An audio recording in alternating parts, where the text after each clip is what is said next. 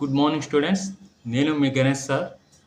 ఈరోజు మనం నెంబర్ సిస్టంలో ప్రీవియస్ ఇయర్ క్వశ్చన్స్ అనేవి మనము ఈరోజు చెప్పబోతున్నాం. అయితే ఈ ప్రీవియస్ ఇయర్ క్వశ్చన్స్ అనేది మనం ఒకసారి చూసినట్టయితే ఒక 5 క్వశ్చన్స్ తీసుకున్నట్టయితే ఆ 5 క్వశ్చన్స్లో 2 క్వశ్చన్స్ అనేవి మనకి 5 సెకండ్స్లో కంప్లీట్ చేసే విధంగా కనిపిస్తున్నాయి. ఇంకో 2 క్వశ్చన్స్ అనేవి ఒక 30 సెకండ్స్లో మనం కంప్లీట్ చేసే విధంగా కనిపిస్తాయి. వీటిని లెవెల్ 1 క్వశ్చన్ అంటారు, దీన్ని లెవెల్ 2 క్వశ్చన్ అంటారు. రిమైనింగ్ 1 క్వశ్చన్ మాత్రము ఇది 3 మినిట్స్లో కంప్లీట్ చేసే విధంగా మనకి క్వశ్చన్స్ అనేది ఇది లెవెల్ 3. మరి ఈ లెవెల్ 1, ఈ లెవెల్ 2, లెవెల్ 3 క్వశ్చన్స్ మూడింటిని కూడా మనం చేయడానికి కనీసము ఈ 5 క్వశ్చన్స్ చేయడానికి మనకి ఎంత సమయం పడుతుంది?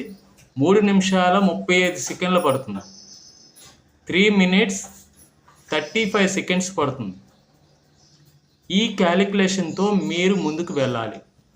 First point number 1. మరి ఈ 3 minutesలో చేయవలసిన ప్రాబ్లమ్ని మనము ప్రాసెస్ చేసినట్టయితే కనీసం ఒక 10 minutesలో చెప్పడం జరుగుతుంది. ఈ 10 minutesలో చెప్పినటువంటి ప్రాబ్లమ్ని ఈ 3 minutesలో మనం చేయాలంటే మనం ఇప్పుడు ఏం చేయాలి?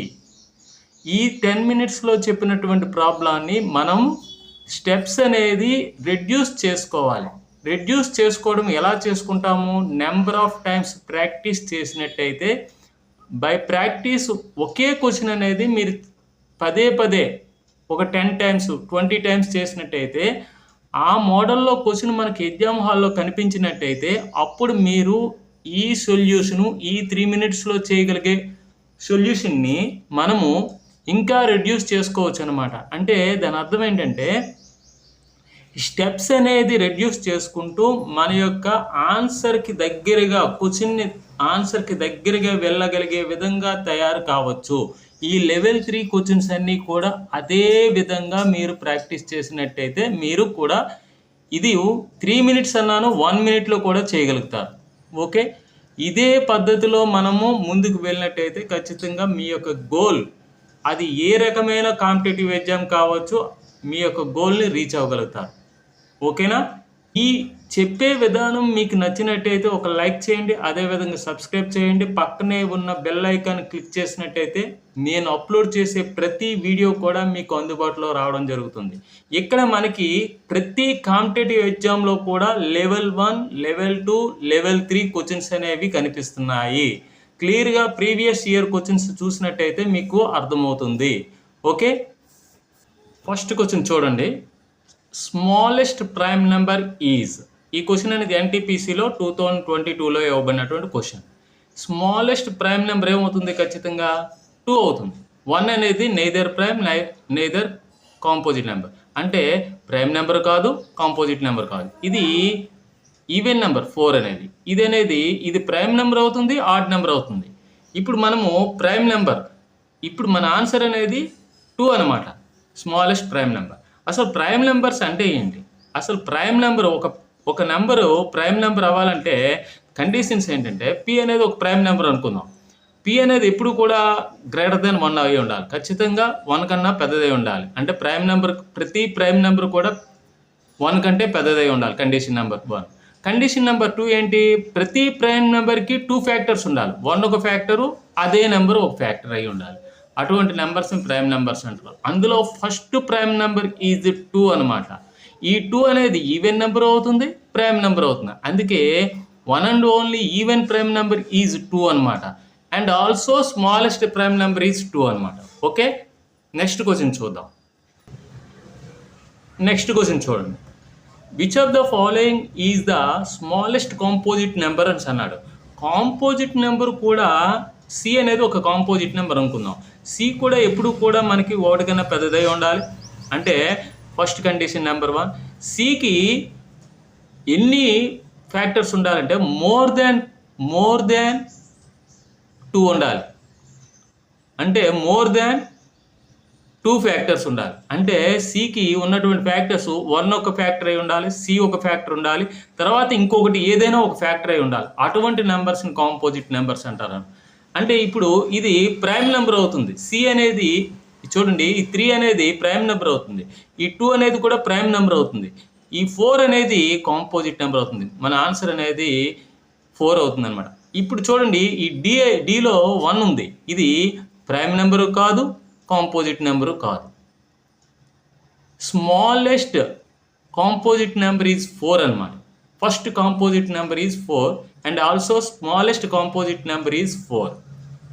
ఓకే, అంటే నెంబర్స్ అనేవి మనకి 2 టైప్స్ అనమాట. ఒకటి ఈవెన్ నెంబరు, ఇంకొకటి ఏంటంటే ఆడ్ నెంబర్స్. మనకి ఈ విధంగా డివైడ్ చేశారు. అదేవిధంగా ప్రైమ్ నెంబర్సు, కాంపోజిట్ నెంబర్సు ఈ విధంగా డివైడ్ చేయడం జరిగింది. కానీ ప్రైమ్ నెంబరు, కాంపోజిట్ నెంబర్ కాని నెంబర్ ఏంటంటే 1. Okay, 1 is neither prime nor composite number. Third question చూడండి. All natural numbers and 0 are called the dash numbers అన్నాడు. హోల్ నెంబర్సా, ప్రైమ్ నెంబర్సా, ఇంటీజర్సా, రేషనల్ నెంబర్స్ అని అడిగాడు. ఇక్కడ ఖచ్చితంగా మనకి ఏమవుతుంది, హోల్ నెంబర్స్ అవుతుంది. ఎందుకు అవుతుందంటే, ఇప్పుడు ఆల్ నేచురల్ నెంబర్స్, కౌంటింగ్ నెంబర్స్ని నేచురల్ నెంబర్స్ అంటారు. ప్లస్ 0 ఉందనుకోండి నేచురల్ నెంబర్స్కి, అప్పుడు ఇది హోల్ నెంబర్స్ అవుతుంది.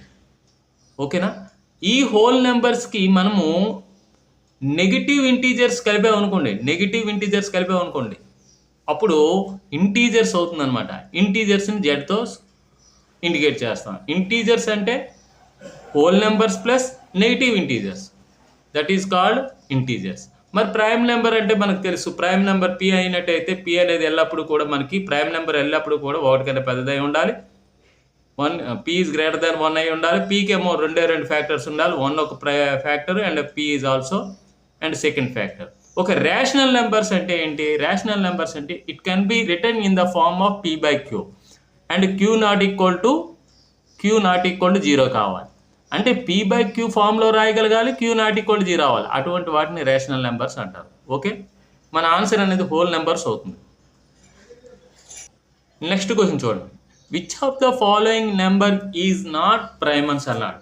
మనకి ఈ నెంబర్స్లో ఏదనేది మనకి ప్రైమ్ కాదని అడిగాడు.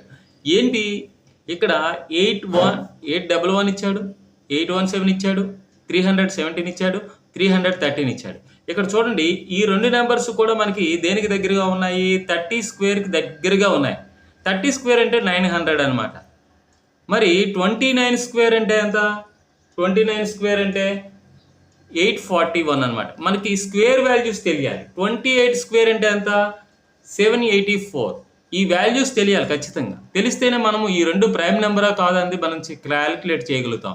ఈ 2 కూడా మనకి దేనికి దగ్గరగా ఉన్నాయంటే, ఈ 2 కూడా 17 స్క్వేర్కి 18 స్క్వేర్కి దగ్గరగా ఉన్నాయి. 17 స్క్వేర్ అంటే ఎంత? 289. 18 స్క్వేర్ అంటే ఎంత? 324. ఈ 2 కూడా వీటికి దగ్గరగా ఉన్నాయి. మరి వేటికి దగ్గరగా ఉన్నాయి? 811 అనేది 817 అనేది దేనికి దగ్గరగా ఉందంటే 29 స్క్వేర్కి దగ్గరగా ఉంది. అంటే 29 కంటే తక్కువ అయినటువంటి మన ప్రైమ్ నెంబర్స్ తీసుకోవాలి. 2, 3, 5, 7 అండ్ 11, 13, 17, 19, 23. ఈ విధంగా 27 కంటే చిన్నవైనటువంటి ప్రైమ్ నెంబర్స్ ఇవి. వీటిలో ఈ రెండింటిని ఏది భాగించబడుతుంది, ఏది డివైడ్ చేస్తుంది అంటే రిమైండర్ 0 వచ్చే విధంగా డివైడ్ చేసేది ఏదైనా ఉందా చెక్ చేసుకోవాలి. చెక్ చేసుకున్నట్టయితే మనకి 817ని ఈ 19 అనేది డివిజిబుల్ చేస్తుంది. 19 అనేది ఎలా? 19 4 జా 76, ఇంకా రిమైండర్ ఎంత మిగిలింది? 5 మిగిలింది. ఈ 7ని దించినట్టయితే 19 3 జా 57, అప్పుడు రిమైండర్ 0 వచ్చింది. అంటే ఈ ప్రైమ్ నెంబర్స్ ఈ 27 స్క్వేర్ 841కి దగ్గరగా ఉన్నాయి ఈ 2 కూడా. అందులో 817 అనేది ఈ 19 అంటే 29 కన్నా తక్కువ ఉన్నటువంటి ప్రైమ్ నెంబర్స్ తీసుకోవాలి. అందులో ఈ 19ని డివిజిబుల్ చేస్తుంది కాబట్టి ఇది ప్రైమ్ నెంబర్ కాదు. Which one is following number is not prime అని అన్నాడు. Which of the following number is not prime number అని అన్నాడు. ఏది ప్రైమ్ నెంబర్ కాదంటే 817 అనేది ప్రైమ్ నెంబర్ కాదు. మనకి option C is right answer అవుతుంది. ఎందుకు అవుతుందంటే ఇక్కడ 817 అనేది 841కి దగ్గరగా ఉంది అని గుర్తించాలి. అంటే ఇక్కడ 841 అనేది 829 స్క్వేర్, 29 స్క్వేర్ కాబట్టి 29 కంటే తక్కువ ఉన్న ప్రైమ్ నెంబర్స్ అన్నీ తీసుకొని ప్రతి ఒక్క నెంబర్తో ఈ 2తో డివిజిబుల్ అవ్వాలి అంటే చూడండి 817లో వన్స్ ప్లేస్లో 7 ఉంది అంటే 2తో డివిజిబుల్ కాదు.